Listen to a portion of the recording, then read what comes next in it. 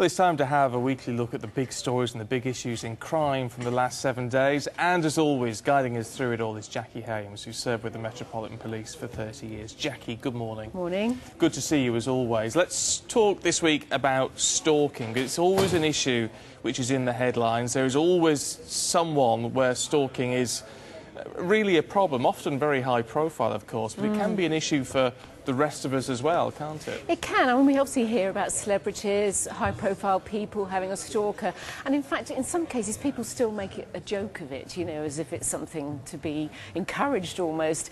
But the reality of stalking is that it is an incredibly devastating crime, actually, and it's the psychological nature of it that sometimes is more damaging than physical harm. I interviewed earlier on a week a victim of stalking called Anne Moles, who went through 2.5 years of the most appalling experience that you could imagine, and it started in a very simple way. Let's have a little look at her story.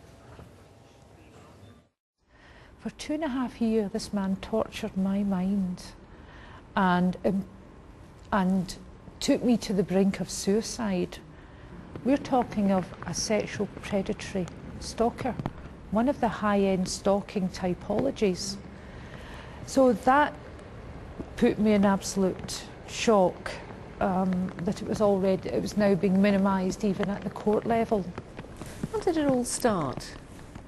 It was an unusual Valentine's card out of the blue, but inside the Valentine was not endearing words. They were sexually deviant words.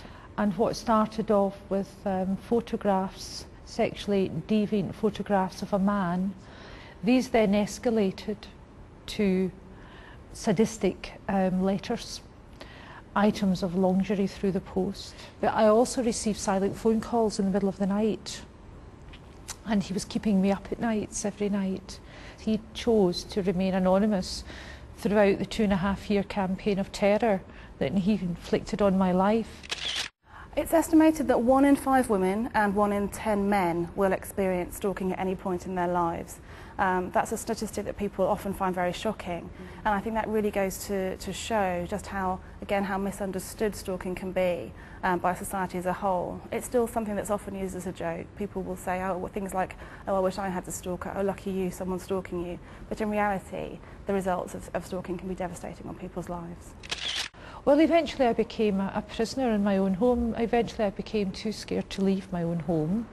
I was too scared to put on the television. I was too scared to play music. I was in hypervigilance, listening for footsteps, unusual noises outside. Slowly my physical health started to deteriorate. I lost weight. My hair started to fall out. I had gum abscesses, terrible migraines that were escalating. I used to end up in the hospital receiving oxygen. And how many times did you actually go to the police? Oh, about 3 times before they took me seriously.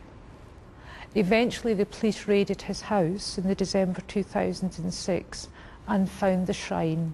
They found all the women's clothes, the underwear, all the evidence that supported that he was my stalker.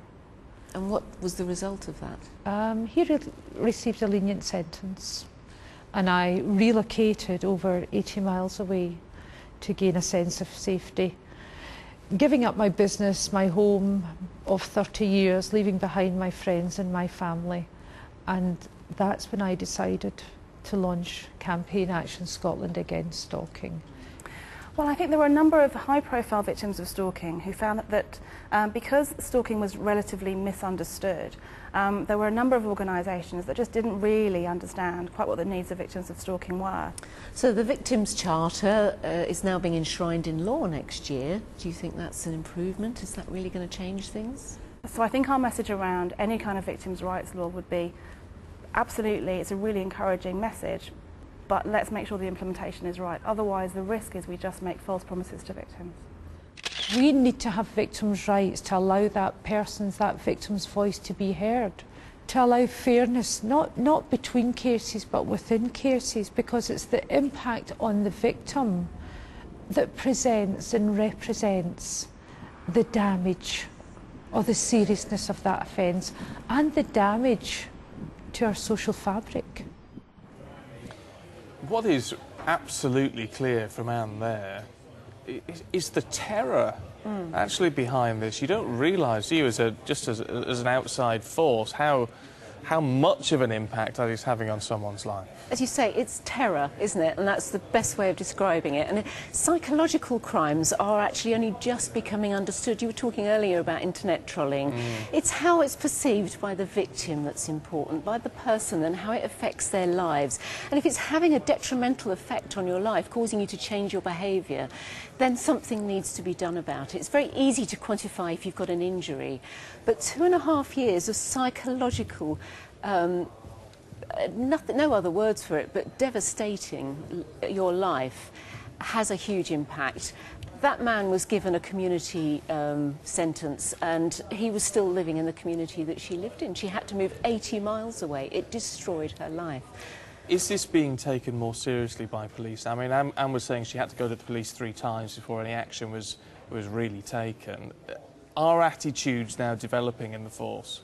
I think it's people like Anne speaking out that is gradually changing things. It is patchy, but there has been huge strides forward. We do have now specific stalking legislation which defines the individual behaviours which can build into a stalking crime, and that's helping it to be understood a lot better. But it is very difficult when a psychological effect of a crime is introduced to court, and I think the knock-on effect of how victims have been marginalised in the past has done nothing but to exacerbate that, and it's the impact on the victim that has to be front and centre of the criminal justice system, as Anne said, because otherwise it just diminishes what's happened to them.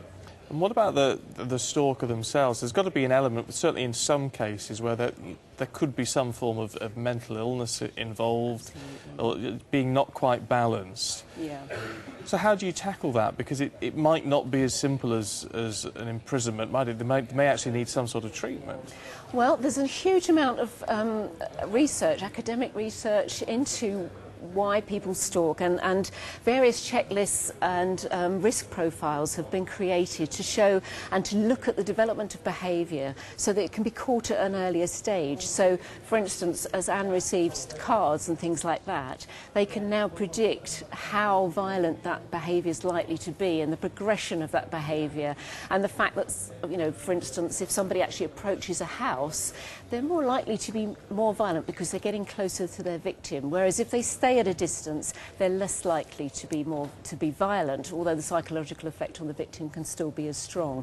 So they're learning to understand a lot better now what a stalker is motivated by and the likely outcome of his behaviours. But unfortunately, we do need to know a lot more and understand a lot more at that initial reporting stage. So a police officer needs to be able to pick up very early that sort of behaviour so that something can be done, an intervention put in before there's too much more damage to the victim.